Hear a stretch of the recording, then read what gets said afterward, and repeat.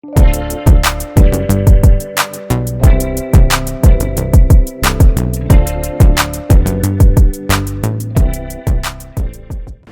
Gerler 2020 Sauvignon Blanc. This is from an elevated vineyard right in the middle of Adelaide Hills. Adelaide Hills is probably where Australia's best Sauvignon Blanc comes from, although Tasmania is up there for my money. This wine is a riper style of Sauvignon Blanc. It's quite high in alcohol for a Sauvignon Blanc. The impact of that is that it has a very rich mouthfeel. It's melons, it's tropical. This really is an all-occasion wine. Obviously you could pair it with the traditional white wine pairings like seafood, would be fantastic with any sort of creamy chicken kind of dish. Like it can stand up to quite big flavors. But really, realistically, it's Sauvignon Blanc, so it's just fine on its own, take my word for it.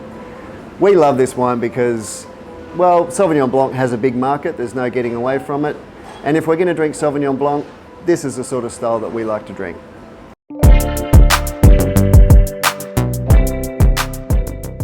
Gerler 2020 Vermentino. This is a really special wine to me. Vermentino, I think, has great potential in Australia. It's an emerging variety. The variety is originally from Sardinia, which is a big island off the west coast of Italy. So that's like a fairly warm maritime climate. And think about the sort of food those people would be eating. That's what goes well with Vermentino. It's primarily a seafood wine. It's even got this sort of almost like a salty character about it. But the biggest feature of this wine that I love is the silky, silky palate. It just goes down like it's your afternoon friend, trust me. So Vermentino is not a very well-known variety in Australia at this point. It does require quite a bit of heat to get that full flavour ripeness. So this fruit is from two main vineyards, one in McLaren Vale and one in the northern Adelaide Hills, both of which get quite warm. Vermentino is kind of like if Riesling and Chardonnay had a baby. It's got really nice aromatics, but at the same time a really lovely texture. And if you like a dry white wine, you should definitely give this one a go.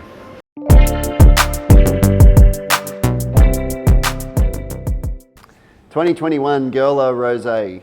This is a blend of 4 different varieties. So it's 50% Grenache, which is a mix of McLaren Vale and Adelaide Hills. It is 25% Merlot from Adelaide Hills, and the remaining quarter is an even split between Tempranillo and Sangiovese. We love rosé from the south of France, from Provence, so that's dry, fairly light in colour. So that's the style that we're trying to emulate here. It's savoury, it's a very versatile food wine, but you know, I don't really think you need to eat anything with rosé. I love it for breakfast sometimes. But it's one of those wines that it really has a broad appeal. It is dry, moorish. When you finish the end of your glass, you want to grab some more. So that's a sign of a good wine for me. It's a really good match with lighter flavoured meats or a charcuterie board, something like that. But again, it's so versatile and silky that I don't think you really need food with it. If you like a dry rosé from the south of France, then I really encourage you to give this one a go. It's really, really yummy.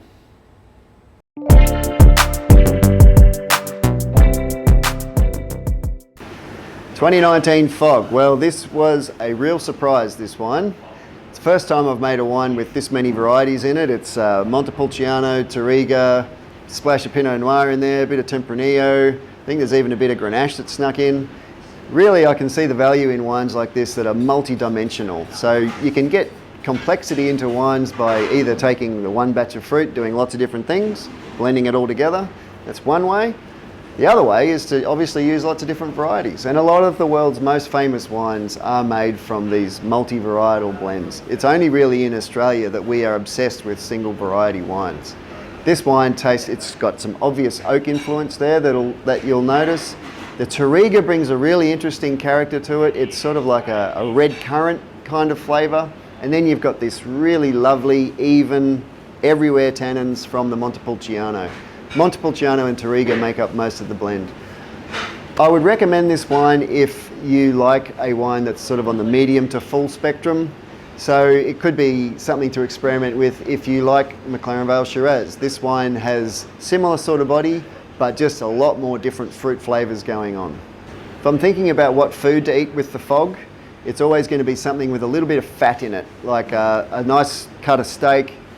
You know, red meats, that's a bit of a no-brainer, but it also goes really nicely with the hard cheese. And to be honest, it also goes really well just on its own. It's not too big that you can't drink it on its own.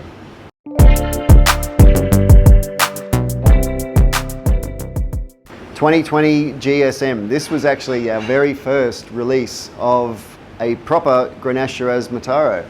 Previously, we didn't have any Shiraz to put into it that we could spare. So this is from Barossa Valley Grenache, half of which is from 70-year-old vines grown in like a huge sandpit vineyard. It's pure sand. It's incredible to see. Low yielding, intense cherry, really lovely flavour, and then a little bit of Shiraz and Mataro from McLaren Vale, which just fills in the back palate a bit. The Grenache is kind of more to the front with really bright fruit, really enticing red fruit flavours, and then the Shiraz and Mataro just fill out the back, and there's a little bit of new oak in there as well. This wine, if you love Pinot Noir, you are going to love this wine. And we have been out of Pinot Noir for quite a while. We push people onto the GSM and they are happy, happy, happy. This GSM is also a great bridging wine. If you're experimenting with reds, like you're looking to broaden your wine drinking horizons and have a dabble with reds, GSM is a good place to start. When it comes to deciding what to eat with the GSM, I love it on its own, but that's me. But it goes really well with like pink fleshed fish, as well as like a meat dish, as long as it's not too big. This wine is actually quite delicate. The Grenache is really pretty and you really don't want to lose that. I'd suggest that you get into it pretty quickly though, because it is selling fast.